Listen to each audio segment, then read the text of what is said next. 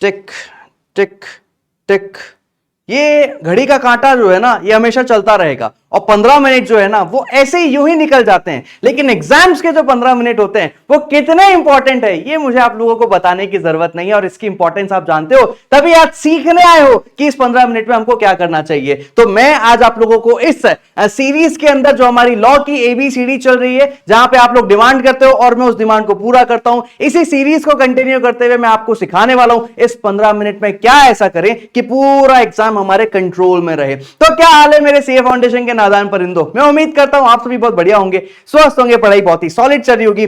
Law की ABCD में अभी तक का हमने 3 वीडियोस ऑलरेडी डाल दिया, प्लेलिस्ट बनी हुई है। 60 से ज्यादा कैसे लाना है भैया, याद कैसे करना है, राइटिंग के सारे सॉल्यूशन 51 मिनट का वीडियो है। सब कुछ मैं सिखा रहा हूं आप लोगों को, सब कुछ बता रहा हूं, बस आपका काम है कंटेंट को देखते जाओ, सीखते जाओ और एग्जाम को फोड़ते जाओ। सुनो मेरी बात को ध्यान से, अभी इस वीडियो में आपको समझाते हैं 15 मिनट के अंदर क्या करना है। सबसे पहले बात समझना कि भैया पहले तो 1:40 1:45 तक ना सेटल डाउन होना जरूरी है। कई बच्चे एग्जाम में भागा दौड़ी करते हैं, हड़बड़ी में आते हैं, पसीने पसीने हो जाते हैं एकदम पूरा। नहीं नहीं नहीं नहीं, 1:30 बजे तुमको अलाउड हो जाएगा एग्जाम में घुसना। तुम जाओ भैया अपना एग्जाम में क्लास कहां पे वो ढूंढो, बेंच वगैरह में अपना जो है पेपर पेंसिल वगैरह जो भी एडमिट कार्ड वगैरह लेके आते हो रख दो, वॉशरूम जाके आना है आ जाओ। 1:40 42 तक का सेटल डाउन हो जाओ। 15 मिनट को अच्छे से इस्तेमाल करने के लिए हमको 1:45 से पहले 2 मिनट कामली बैठना है, शांति से इत्मीनान से बैठना है बिना हड़बड़ी के। उसके बाद आता है अगला स्टेप कि भैया पहले 15 मिनट में करना क्या है। तो पहले 15 मिनट में सबसे पहला जो है ना,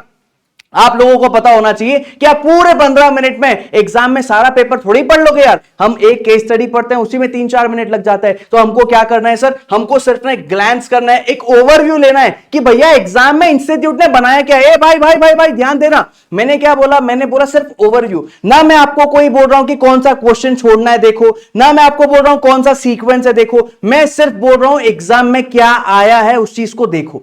मतलब एक केस स्टडी है, उस केस स्टडी में मैं ऊपर ऊपर से देखूंगा इंस्टीट्यूट ने कहां से बनाया है, कौन से कॉन्सेप्ट से दिख रहा है। अच्छा इर्रिवोकेबल एजेंसी का सवाल है, बस इतना पता होना चाहिए। अब सवाल कैसा है इस पे ज्यादा डिटेल में मत जाओ। 3-4 मिनट लगेगा, 5 मिनट लगेगा मैक्सिमम। आपको क्या करना है ना, आपको करना है पीछे से start. Never start with question number 1। ये तो एनीवे आपका कंपलसरी होता है। आपको पता होता है कि एग्जाम में सबसे ज्यादा जो है ना ट्रिकी क्वेश्चन या फिर थोड़ा लेंथी क्वेश्चन, थोड़ा टेक्निकल टफ क्वेश्चन नंबर 1 रहेगा। हम क्वेश्चन नंबर 1 को हाथ ही लगाएंगे, हम स्टार्ट करेंगे भैया हमारे लास्ट क्वेश्चन से। क्वेश्चन नंबर 6 देखो, 5 देखो, 4 देखो, फिर 3 देखो, फिर 2 देखो, फिर 1 की तरफ जाओ। पीछे से स्टार्ट करें। फायदा क्या होगा ना कि आपको पता है आपके एग्जाम में पैटर्न ये होता है, क्वेश्चन नंबर 4, 5 और 6, 4 का ए, 5 का ए, 6 का ए केस स्टडी बेस्ड क्वेश्चन होता है, लेकिन बी और सी, बी और सी, बी और सी थ्योरी क्वेश्चन होता है।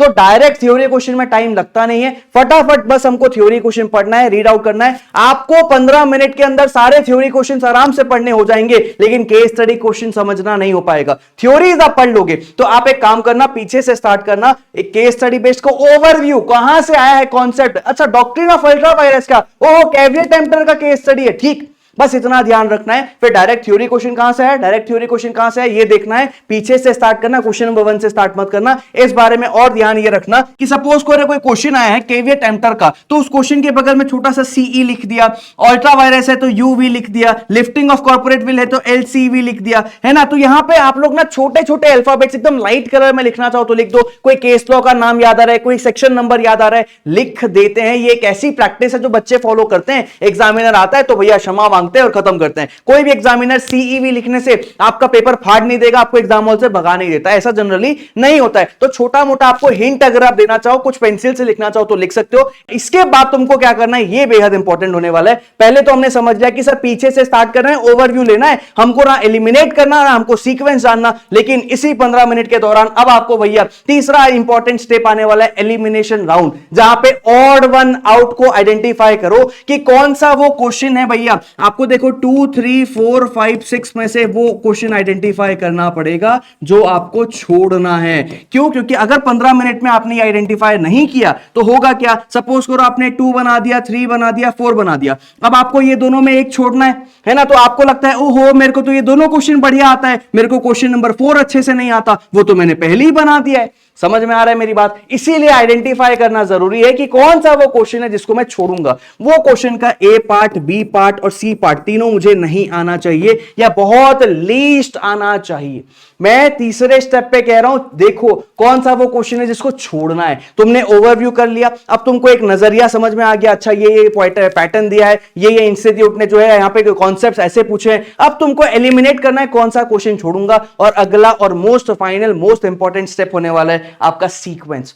कौन से सीक्वेंस में एग्जाम में आपको पेपर बनाना है, ये आपके 15 मिनट के अंदर आपको आइडेंटिफाई करना होगा।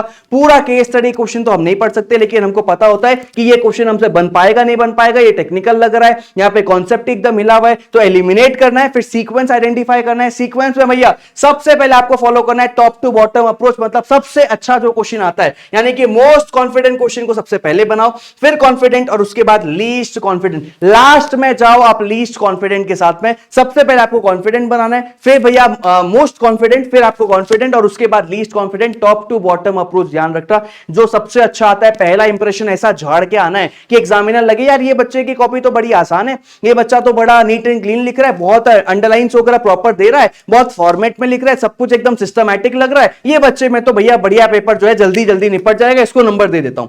अगर आपने पहला कॉन्फिडेंस अच्छा बैठा दिया, पहली छवि अच्छी रख दी, तो भैया एग्जामिनर जो है ना आपको आगे के क्वेश्चंस में थोड़े ज्यादा नंबर दे देगा। लेकिन पहले ही क्वेश्चंस में गड़बड़ हो गई तो भैया दिक्कत हो जाती है। पहले 2 सवाल मैक्सिमम भैया 2 सवाल इतने अच्छे रखो कि बहुत ही शानदार इंप्रेशन पड़े। ध्यान रखना कि वैसे तो देखो सीक्वेंस साथ में रखना ही बेटर होता है, रिकमेंडेड होता है, लेकिन आपके पास 2 रास्ते होते हैं। अगर आपको ए आता है, बी आता है, सी नहीं आता, या तो आप पेज छोड़ दो, या तो भैया आप उसको लास्ट में करो, दोनों चलता है, दोनों बिल्कुल चलेगा, बिल्कुल गड़बड़ की बात नहीं है। अगर आता है थोड़ा बहुत तो भैया पेजेस वगैरह छोड़ के काम हो जाए, वेल एंड गुड, नहीं होता तो लास्ट में कर लो, वरना वैसे रिकमेंडेड है एबीसी आप साथ में करो। आप सीक्वेंस आइडेंटिफाई कर लो, क्वेश्चन पेपर में सीक्वेंस अपना जो है ना कहीं पे शॉर्ट में लिख दो कि पहले मैं क्वेश्चन नंबर 2 बनाऊंगा, फिर 4 बनाऊंगा, फिर 5 बनाऊंगा, फिर 1 बनाऊंगा, फिर 6 बनाऊंगा। ये आपने पैटर्न रख दिया ना तो आपका काम बहुत आसान हो जाएगा। तो मैं थोड़ा समराइज करता हूं कि पहले 15 मिनट में आपको करना क्या क्या है। सबसे पहले आपको सेटल हो जाना है भैया 1:42 1:40 तक का, उससे ज्यादा टाइम मत लगाना। 1:45 के पहले आराम से दिमाग शांत करके बैठ जाना।